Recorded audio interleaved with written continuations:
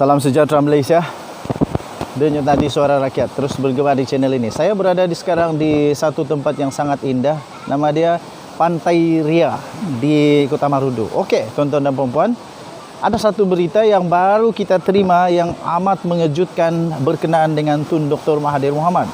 Kita tahu Tun Dr. Mahathir Mohamad sekarang ini sudah terlalu berusia, sudah terlalu tua, dan apa saja penyakit yang mengancam ataupun terkena padanya itu satu pasti membawa bahaya yang amat besar. Baru saja diterbitkan sebentar tadi tuan-tuan dan puan-puan, telah diterbitkan di Astro Awani. Laporan kesihatan Tun Mahathir sekarang amat bahaya. Berada di dalam keadaan yang memang berbahayalah kerana pada usia beliau yang 90 lebih tahun, apa-apa penyakit pun dia berada dalam keadaan bahaya. Dilaporkan Tun Mahathir disahkan bahawa beliau telah diserang positif COVID-19 dan dilaporkan sekarang beliau sedang dirawat di Institut Jantung Negara dan dilaporkan beliau akan dibawa pemantauan dan kemungkinan besar beliau tidak akan keluar daripada IJN dalam masa yang terdekat. Dilaporkan beliau akan menerima pemantauan rawatan mungkin lebih kurang beberapa hari di IJN, Institut Jantung Negara. Kita tahu tuan-tuan dan puan-puan, apabila COVID menyerang, dia akan menyerang bahagian jantung, paru-paru dengan berbahaya sekali. Dan Tun Dr. Mahathir Mohamad adalah golongan yang amat berisiko tinggi. Bukan hanya sekadar berisiko, tetapi beliau juga berisiko amat tinggi dan berbahaya.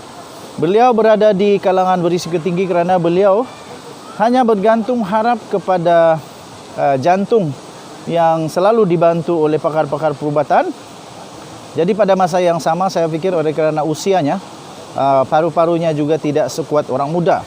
Kerana itu saya boleh simpulkan kemungkinan besar beliau sekarang ini di bawah pemerhatian yang amat rapi dan pastinya pakar-pakar perubatan, doktor-doktor terbaik negara Malaysia, malah mungkin doktor terbaik seluruh dunia sedang berusaha untuk merawat beliau, memastikan supaya beliau dapat diselamatkan dan terus dapat berkhidmat lagi untuk rakyat, terutamanya di Parlimen Langkawi.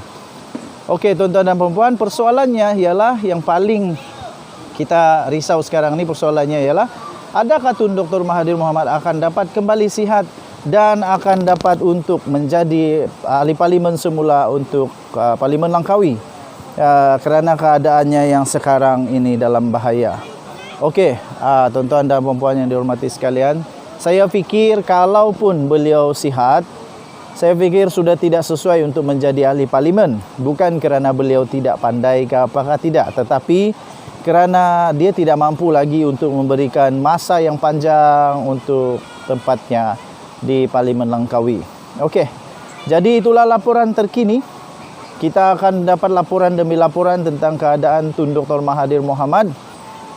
Dan juga ada juga sebenarnya Tun Dr. Mahathir Mohamad memberikan pengakuan beliau apabila beliau berada di IJN dulu baru-baru ini kerana ada masalah kesehatannya. Beliau hampir berputus asa. Jadi adakah ini beliau akan berputus asa sekali lagi ataupun beliau akan terus kuat? Kita terus doakanlah bekas Perdana Menteri Malaysia ini supaya terus sihat. Denyut nadi suara rakyat terus bergema di channel ini. Kita jumpa lagi. Bye-bye. Salam sejahtera Malaysia. Denyut nadi suara rakyat terus bergema di channel ini. Saya berada sekarang di satu tempat yang sangat indah.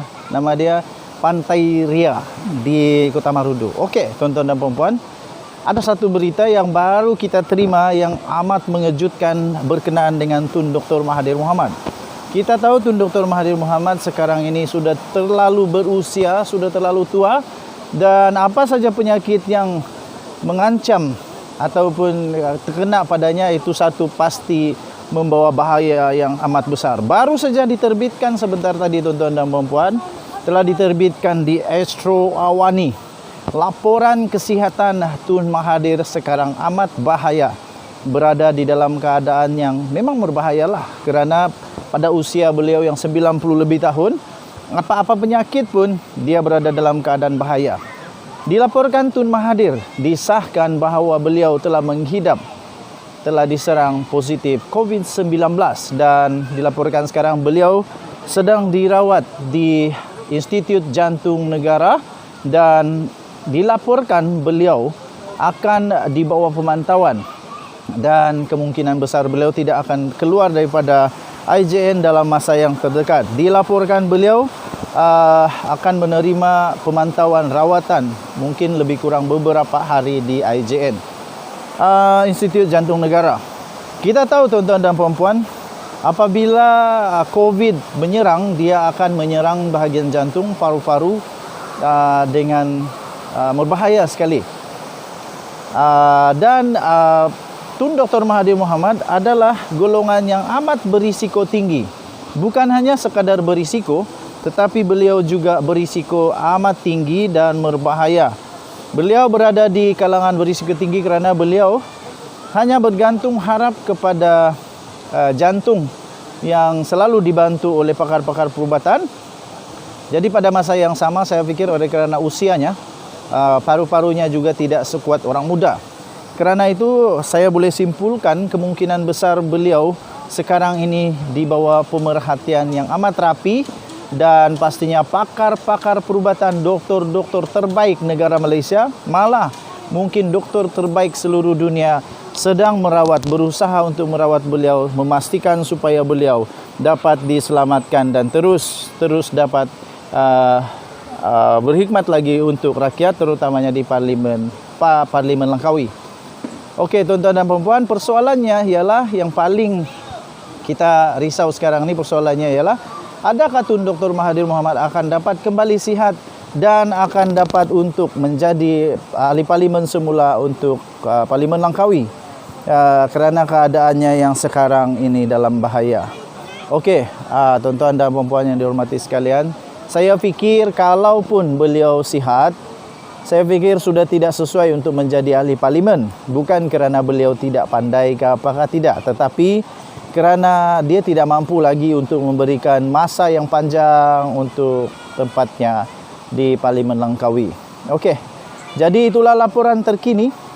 Kita akan dapat laporan demi laporan tentang keadaan Tun Dr. Mahathir Mohamad.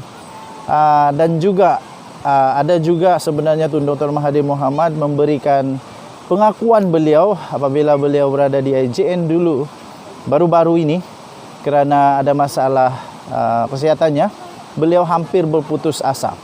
Jadi adakah ini beliau akan berputus asa sekali lagi ataupun beliau akan terus kuat?